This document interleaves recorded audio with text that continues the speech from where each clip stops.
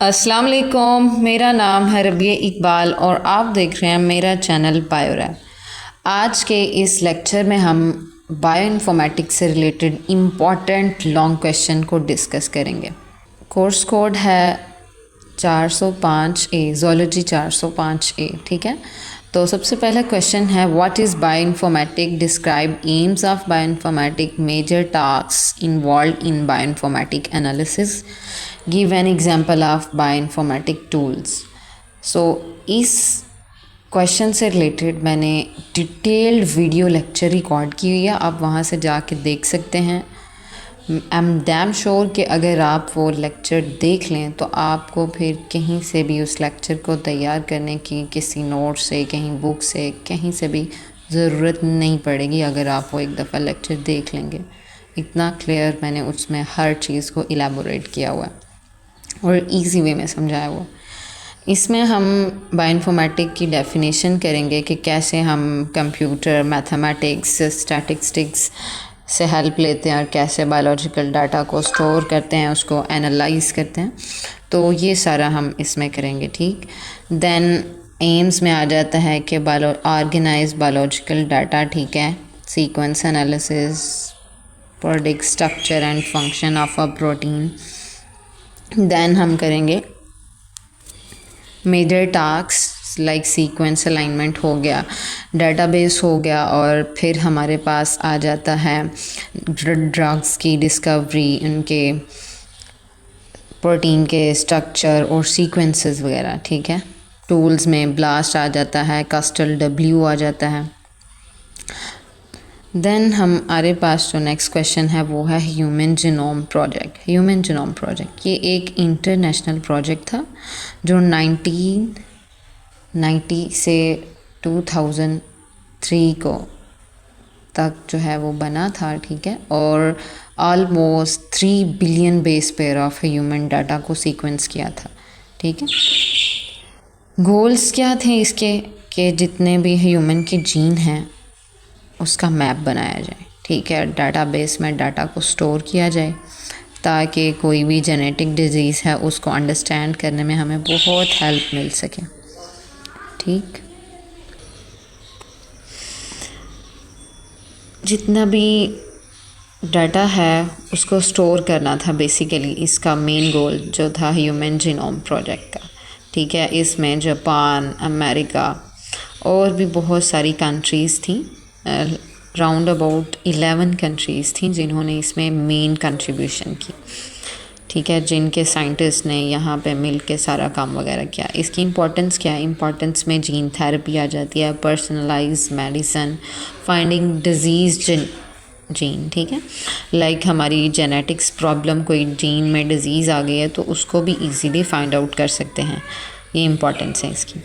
Next question है हमारे पास genome mapping, discuss brief the linkage mapping. ये भी इम्पॉर्टेंट है, ये भी पास पेपर में आया हुआ है।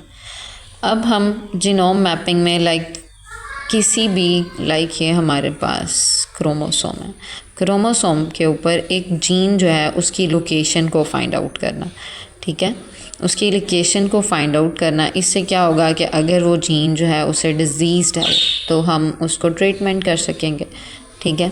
ये हो जाता है जीनोम मैपिंग। फिर इसके टाइप्स में आ जाता है फिज़िकल मैपिंग, जेनेटिक और लिंकेज मैपिंग। लिंकेज मैपिंग की तरफ हम आए तो लिंकेज मैपिंग का मतलब ये होता है कि रिकम्बिनेशन फ्रीक्वेंसी, जब मियोसिस हो रही होती है तब जो रिकम्बिनेशंस की फ्रीक्वेंसी होती है, ठीक है, वहाँ पे बेसिकली ये सारी उस पर डिपेंड कर रही होती है जो जीन्स क्लोजली रिलेटेड हैं, ठीक है। फॉर एग्जांपल ये एक जीन है और ये दोनों एक ही आर्म पर हैं, ठीक है, एक ही क्रोमोसोम के एक ही आर्म पर है, ये क्लोजली रिलेटेड है, ठीक है। तो मोस्ट प्रोबेबली ये हो सकता है कि अगली दफ़ा जब ये रिकम्बिनेशन हो तो ये वाली जीन भी इसके साथ रिकम्बिनेंट हो, ठीक है। अगली नस्ल में ये दोनों जीन्स एक साथ ही ट्रैवल करें, तो ये चीज़, इसे बेसिकली जीन लिंकेज मैपिंग कह रहे होते हैं, ठीक है। और इसको मेजर करने के लिए एक यूनिट है सेंटीमॉर्टन, वो यूज़ होता है बेसिकली, और इस सारे को use to make a genetic linkage map. तो जेनेटिक लिंकेज का मैप बनाने के लिए भी हम लिंकेज मैपिंग को यूज़ करते हैं, ठीक है। द नेक्स्ट क्वेश्चन है हमारे पास primer designing, online tool used for primer designing, list the quality of good primer. अब देखें 3 क्वेश्चन एक क्वेश्चन में पूछेंगे, ये इम्पॉर्टेंट है। यहाँ पे जितने भी आपसे ये क्वेश्चन हैं ये 5 नंबर के हवाले से भी आ सकते हैं, ये 15 नंबर के हवाले से भी आ सकते हैं। यहाँ पे जितने भी क्वेश्चन हैं वो 5 नंबर का, 10 नंबर का और 15 नंबर का। लाइक जैसे अभी हमारे पास एक क्वेश्चन है primer designing, online tool use for primer designing, फिर लिस्ट करें उनकी गुड क्वालिटीज़ के, किसी भी प्राइमर में क्या क्या क्वालिटीज़ होनी चाहिए, देन वो एक गुड प्राइमर हो सकता है। 3 क्वेश्चन एक क्वेश्चन में पूछे गए हैं, तो ये 5 नंबर के लिए भी आ सकता है, 10 के लिए भी आ सकता है और 15 के लिए भी आ सकता है। सो इस तरह आपने इसको तैयार करना है, ठीक है।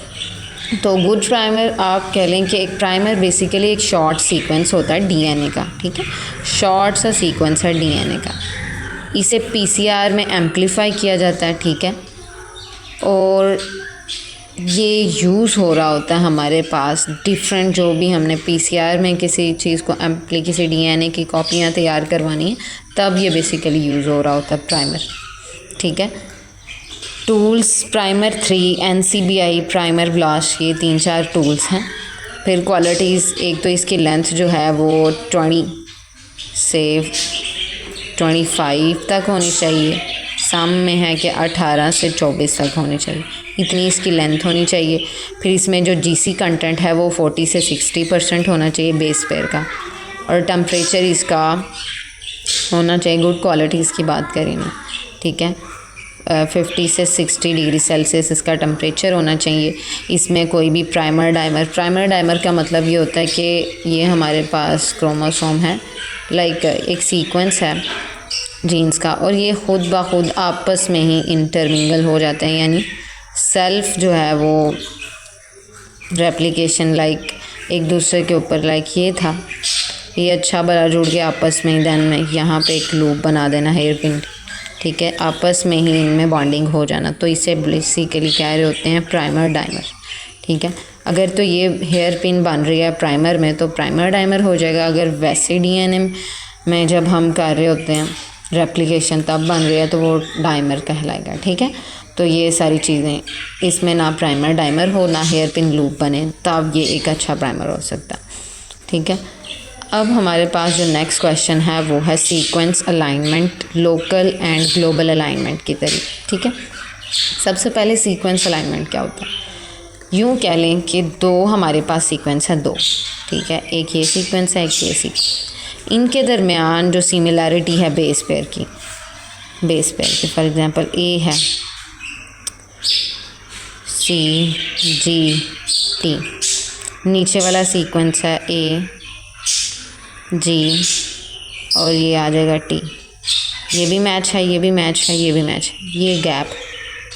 अब ये जो 2 सीक्वेंस के दरमियान ये जो सिमिलैरिटी है ना, इसको फाइंड आउट करना बेसिकली कहलाता है कि सीक्वेंस अलाइन पे। अलाइन का मतलब होता है कि एक ही लाइन में उन्हें ले कर आना, ठीक है, अरेंज करना। अलाइनमेंट का मतलब होता है अरेंजमेंट, सीक्वेंस को अरेंज किया 2 सीक्वेंस को, ठीक है, देन उनमें सिमिलैरिटीज़ फाइंड करना, ये होता है सीक्वेंस अलाइनमेंट।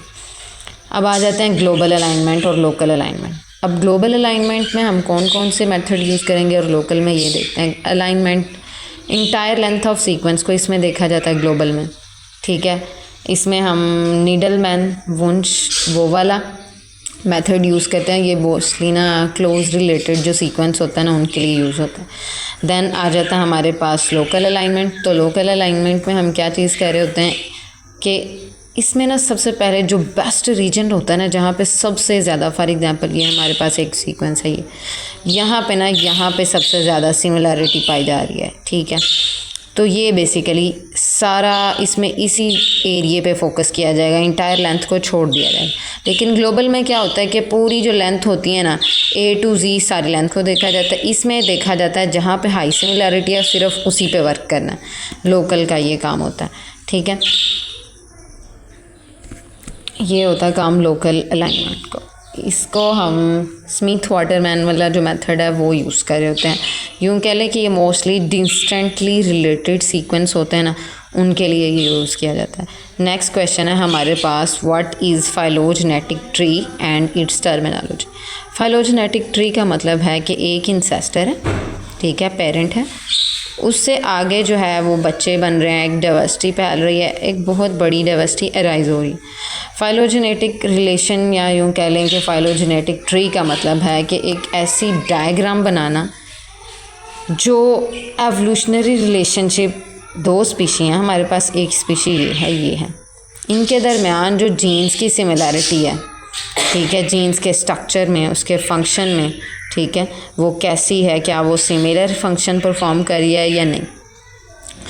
तो जीन्स के दरमियान, स्पीशीज़ के दरमियान जो रिलेशनशिप है ना, एवोल्यूशनरी रिलेशनशिप, बेसिकली ये डायग्राम, ये जो ट्री है ना, उसको रिप्रेजेंट कर रहा होता है, ठीक है। इसकी टर्मिनोलॉजीज़ में हमारे पास आ जाती हैं रूट, जिसको पेरेंट टर्मिनोलॉजी या कॉमन इंसेस्टर कहा जाता है, आ जाती है नोड, ब्रांचिंग पॉइंट, ये जो ब्रांचिंग पॉइंट, ये नोड है, ये भी नोड है, यानी कि फॉर एग्ज़ाम्पल ये एक पेरेंट है, यहाँ से निकला, अब ये जो पॉइंट है ये नोड है, ठीक है। फिर एवोल्यूशनरी लाइन, ये जो ब्रांच जा रही है ये एवोल्यूशनरी लाइन हो गई। फिर लीफ, मॉडर्न स्पीशीज़ या जीन्स, फ़र्ज़ करें यहाँ पे ये सबसे मॉडर्न स्पीशी है यहाँ की, ये एवोल्यूशनरी लीव हो जाएगा। फिर clad, group with common ancestor, ऐसा मतलब ग्रुप जिनके इंसेस्टर, ऐसे स्पीशीज़ का ग्रुप जिनके इंसेस्टर जो हैं वो कॉमन हो, उसे क्लैड कह रहे होते हैं। नोड है, रूट है, ब्रांच है, लीफ है, क्लैड है, तो ये टर्मिनोलॉजीज़ हम कर सकते हैं इसमें। देन आ जाता है हमारे पास long question, importance of sequence alignment. अब हम चलते हैं नेक्स्ट क्वेश्चन की तरफ, importance of sequence alignment. Sequence alignment में इस वाले क्वेश्चन में हम सबसे पहले सीक्वेंस अलाइनमेंट की डेफिनेशन करेंगे, फिर बताएंगे कि इसमें कौन कौन सा जो मेथड है वो अप्लाई हो रहा है। लाइक नीडल वुंश था, नीडलमैन, स्मिथ वाटरमैन, ये दोनों, इनके नेम वगैरह और थोड़ा थोड़ा बता देंगे कि ये किस अलाइनमेंट में हम यूज़ कर रहे हैं। देन हम बताएंगे इम्पॉर्टेंस में आ जाता है कि हमने एवोल्यूशनरी ट्री वो कंस्ट्रक्ट करना है, ठीक है। देन हमारे पास आ जाता है किसी भी डाटा की जो प्रेडिक्शन है वो हम इजीली कर लेते हैं, ठीक है। और जितनी भी कंजर्व डोमेन है किसी भी डीएनए के स्ट्रक्चर में, ठीक है, जीन्स के स्ट्रक्चर में, प्रोटीन के स्ट्रक्चर में, उनको आइडेंटिफाई करना। फिर जो भी हमारे पास प्राइमर डिज़ाइन है या प्रॉब है उसको देखना, उसके डिज़ाइन को देखना, एनालाइज करना। फिर हमारे पास जितना भी फाइलोजेनेटिक ट्री है उसकी कंस्ट्रक्शन, कि वो कैसे कंस्ट्रक्ट हुआ, क्या ये दो जो स्पीशीज़ हैं जिनके सीक्वेंस को हम अलाइन कर रहे हैं वो कितना सिमिलर है, जितना वो सिमिलर होगा इसका मतलब होगा कि वो सिमिलर फंक्शन परफॉर्म कर रहे हैं, तो मोस्ट प्रोबेबली हो सकता है कि वो कॉमन इंसेस्टर रखते हों, ठीक है, और एक ही स्पीशीज़ से वो दोनों स्पीशीज़ अराइज हों, डाइवर्सिफाई हों। नेक्स्ट जो क्वेश्चन है वो है explain biological database in detail like NCBI, FASTA, PubMed, EMBL, GenBank, DNA data bank of Japan, bolt, ये सारा आ जाता है। NCBI national centre for biotechnology information, ये USA का है, मेन पोर्टल है, इसमें जितना भी बायोलॉजिकल डाटा है वो स्टोर होता है। देन आ जाता है फास्टा, फाइल फॉर्मेट सीक्वेंस है, टूल के तौर पर सीक्वेंस अलाइनमेंट में मोस्टली यूज़ हो रहा होता है, मल्टीपल सीक्वेंस अलाइनमेंट में प्रोबेबली, यानी कि सबसे ज़्यादा वहाँ पे होता है, ठीक है। फिर पबमेड है, database of biomedical research paper and obstruct, वहाँ पे ये बहुत हेल्पफुल होता है। एम्बल है, एम्बल में आ जाता है European molecular biology laboratory, DNA sequence database इसमें बहुत ज़्यादा स्टोर होता है, ठीक है। डिफरेंट जगह में डिज़ीज़ की जीन डिज़ीज़ होती हैं उनको आइडेंटिफाई करने के लिए वहाँ पे हेल्प के लिए बहुत हेल्पफुल होता है, ठीक है। फिर आ जाता है bolt, bar code of life data system, database जितनी भी DNA की बार कोडिंग है किसी भी स्पीशी के DNA की, वो यहाँ से उसके लिए हम हेल्प ले सकते हैं। अब हम चलते हैं अपने नेक्स्ट क्वेश्चन की तरफ, तो वो है सबसे पहला question, protein database sequence and structure. तो ये जो क्वेश्चन है इसमें हम आ जाते हैं कि किसी भी सीक्वेंस डाटाबेस की तरफ आते हैं। हम देखेंगे कि एक प्रोटीन है और हमें पता है जो भी प्रोटीन है वो इमाइनो एसिड से मिलकर बनती है, ऐसा ही है। फिर उन इमाइनो एसिड्स के सीक्वेंस को देखेंगे, ठीक है। उनके सीक्वेंस को जब हमने देख लिया, उन्हें एनालाइज कर लिया, उन्हें इंटरप्ट कर लिया, देन ही हम कोई किसी नुक्ता नज़र पर पहुंच पाते हैं कि आइदर ये जो प्रोटीन है ये किस प्रोटीन फैमिली से रिलेट कर रही है। इसका मतलब है इन दोनों, इस प्रोटीन का और उस प्रोटीन फैमिली का कोई रिलेशन मौजूद है। हो सकता है ये कॉमन इंसेस्टर रखती हूँ, इसीलिए इनका जो फंक्शन है वो सिमिलर है, ठीक है। तो एग्जांपल इसकी में आ जाता है यूनिपोर्ट, स्विसपोर्ट और ट्राइएम्बल, ठीक है। फंक्शन को प्रेडिक्ट करते हैं, सीक्वेंस अलाइनमेंट जब हम कर रहे होते हैं किसी भी सीक्वेंस का तो उसमें फंक्शन को प्रेडिक्ट करते हैं, ठीक है। देन हमारे पास आ जाता है स्ट्रक्चर डाटाबेस में क्या होगा, किसी भी प्रोटीन का जो 3D स्ट्रक्चर है ना, 3D स्ट्रक्चर, 2D स्ट्रक्चर, उसके स्ट्रक्चर की प्रोडिक्शन, ठीक है। और जितना भी उसका स्ट्रक्चर है, उसकी alpha, beta, gamma, each and every तरीके से जब हम उसे आइडेंटिफाई कर रहे होते हैं, उसे एनालाइज कर रहे होते हैं, उसे इंटरप्ट कर रहे होते हैं, तो ये सारा डाटा स्टोर होता है इसमें, ठीक है। इसकी एग्जांपल है प्रोटीन डाटा बैंक, ठीक। यूज़ आ जाते हैं ड्रग्स की designing, study folding, protein ligands जो होते हैं इंटरेक्शन, वो देख पाते हैं, ठीक है। ये यूजेस आ जाएंगे। फिर आ जाता है हमारे पास नेक्स्ट क्वेश्चन, स्पेशलाइज्ड डाटाबेस। ये स्पेसिफिकली ना फोकस करता है एक स्पेसिफिक आर्गन पर, उसके मालिक्यूल पर, उसके पाथवे पर, यानी मालिक्यूलर पाथवे पर फोकस करेगा, ठीक है। तो इसकी एग्जांपल आ जाती हैं KEGG,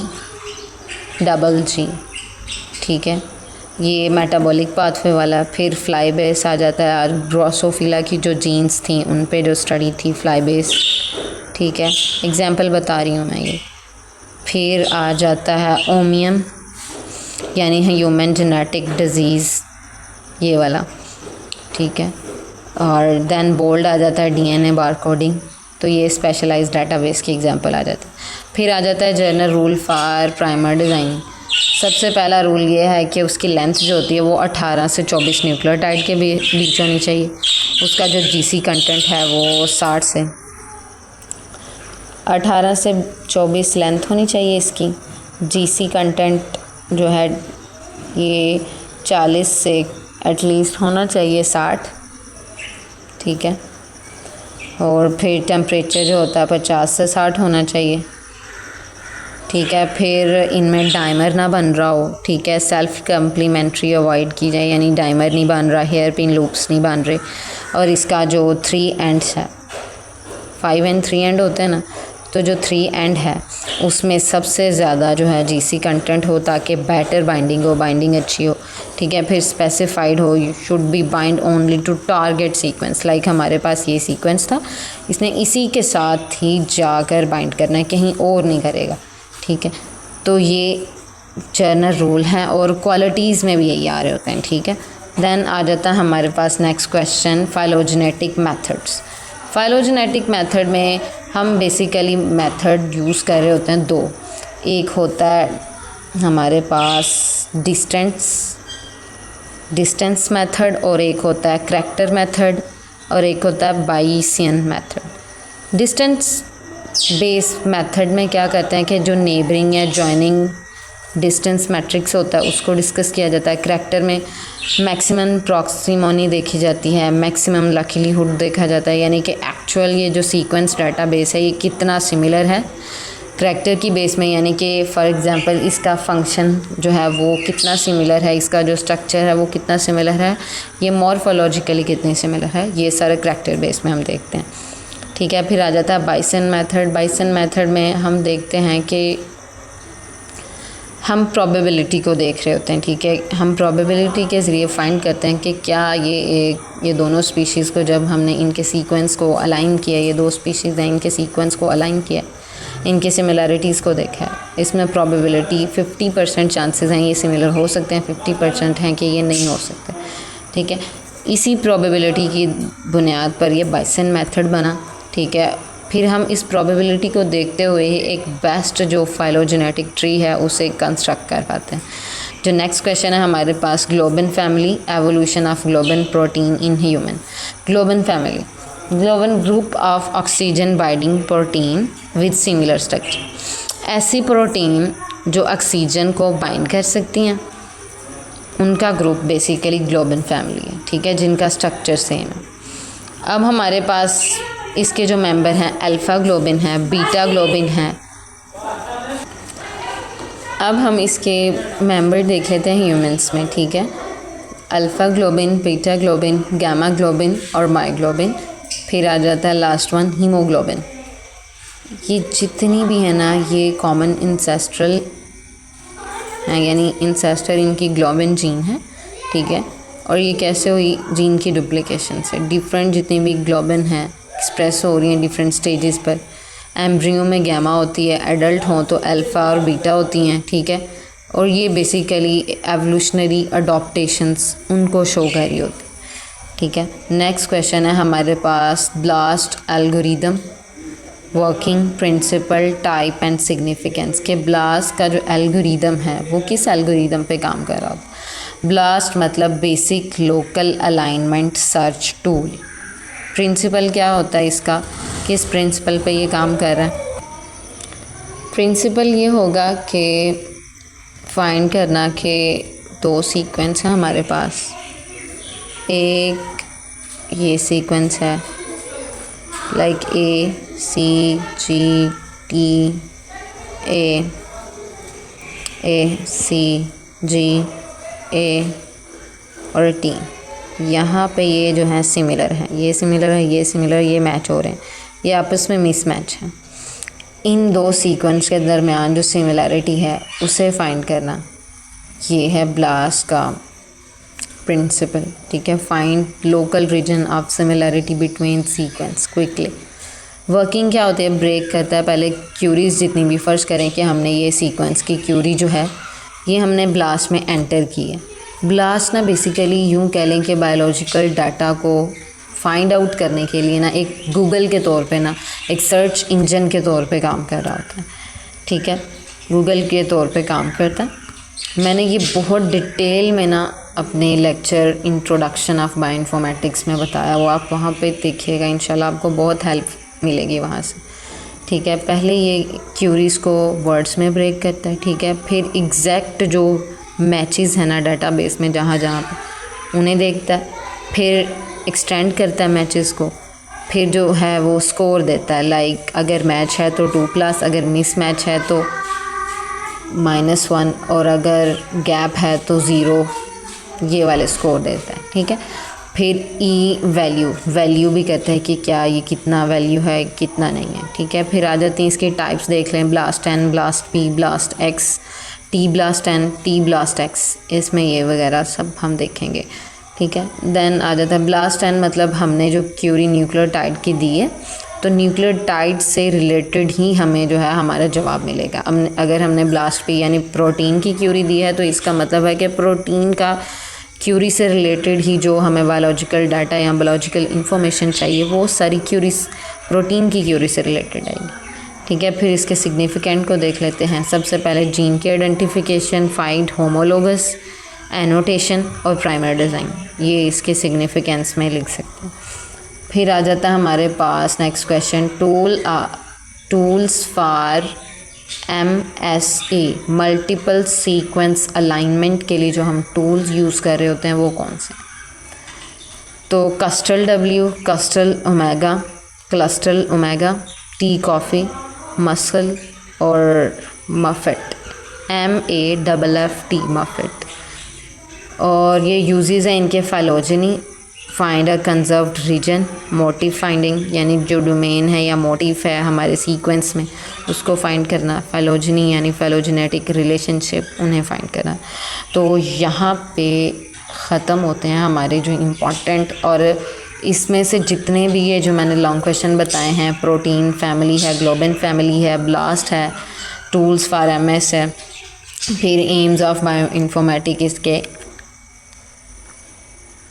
मेजर टास्क जो इन्वॉल्व हैं ये है, देन जीनोम मैपिंग है, प्राइमर डिज़ाइनिंग है, सीक्वेंस अलाइनमेंट है, फाइलोजेनेटिक ट्री और इसकी टर्मिनोलॉजीज़ हैं। ये मोस्ट इम्पॉर्टेंट है और ये पेपर पॉइंट ऑफ व्यू में पास पेपर में बार बार आए। इनमें शॉर्ट क्वेश्चन भी आए हुए हैं, इनमें से लॉन्ग क्वेश्चन भी आए हुए हैं। तो आप इन्हें बहुत ही केयरफुली इन्हें ज़रूर याद करिएगा। Best of luck for your paper. And अगर आपको कोई भी हेल्प चाहिए हो किसी टॉपिक से रिलेटेड तो आप मुझे कमेंट कर सकते हैं, इंशाल्लाह मैं उसके लिए वीडियो बनाऊंगी। बायो इन्फॉर्मेटिक्स के 2 जो हैं टॉपिक्स पे मैं अपनी नेक्स्ट वीडियो बनाने वाली हूँ, sequence alignment, local and global alignment इस पे, और डाटा रिट्राइवल पे। मिलते हैं अगली वीडियो में। अल्लाह हाफिज़।